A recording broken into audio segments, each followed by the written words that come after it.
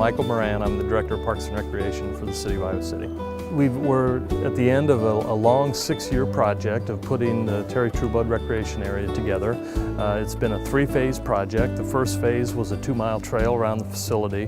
The second phase was the marina building that rents out canoes, kayaks, paddle boats. And then the third phase is this beautiful park lodge that we have for rental availabilities to the public. So this is sort of a culminating day of all those efforts and trying to put that all together in one package and making it available for the public and letting the public come in and view it and see how they're doing.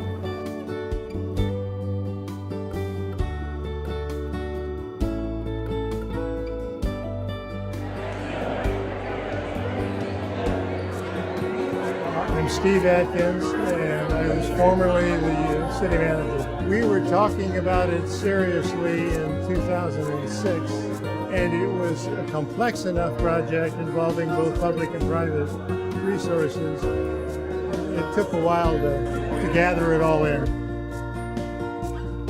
The main group that did that was Snyder & Associates. They're an architectural firm out of Ankeny, and they were chosen actually by Terry Trueblood initially to design this. Michael Kastner from Ask Studio in Des Moines was the main architect for the 2 buildings, and then Tricon Construction and Gary Jasper was the company that had all the phases. Vision Iowa, with their $2 million commitment, they said actually $1.6 million of that will be funding, and then we had to fundraise $400,000. So Project Green was the big donor that donated $75,000 to this facility because they saw the vision and they knew it was going to be a great asset to Iowa City.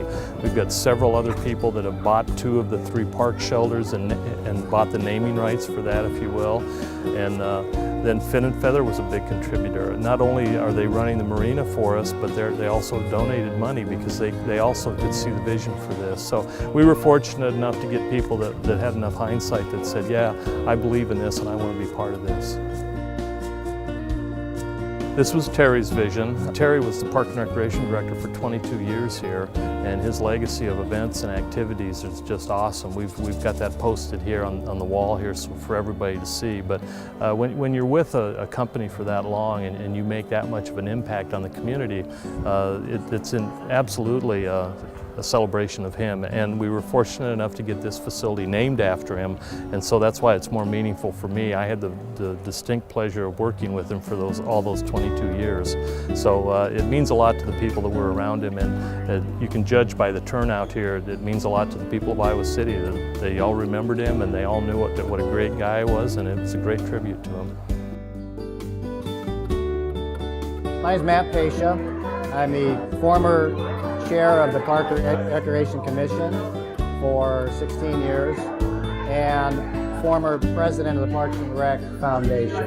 Well, this is really a unique public-private partnership, and it was really the vision of Terry Trueblood to turn this into a big park that everyone could enjoy with multi-use.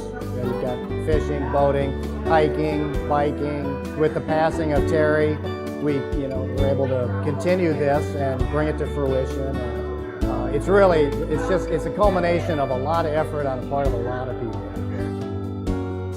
Terry Trueblood is my dad, and my name is Tina Trueblood Fischer. I think it's an honor and really humbled that so many people wanted to make this happen as a tribute to my dad and recognition of just how much he was appreciated and respected and loved by the community. I keep my tennis shoes in the car, and every time I go by, I stop and do a quick walk, or if I have more time, we'll do the boating. Everything that's offered here is so fun, and it's really cheap.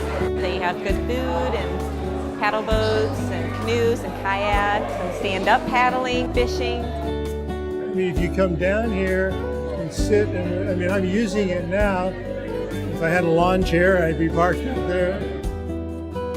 This is, simply put, is a significant addition to our Parks and Recreation program.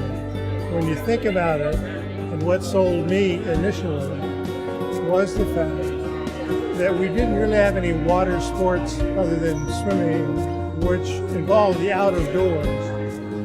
And through all sorts of work on the part of staff, able to secure a piece of property that represents those types of recreational activities. We've been real lucky with it.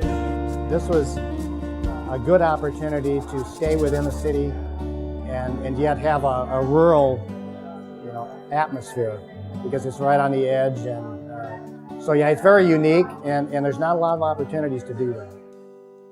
This is what I call a day-use park. This is some place where you can come in early in the morning and leave late at night. We've got a trail that will not only serve as a bike trail or walking trail, but in the winter it'll be snowshoeing trail and all sorts of different winter activities, cross-country skiing, the fishing here, and then in the winter then we'll be able to do ice skating and ice fishing. So it's a year-round, full-day activity. We've got playgrounds, we've got shelters, we've got places to picnic, paths, trails. I mean, it's just awesome.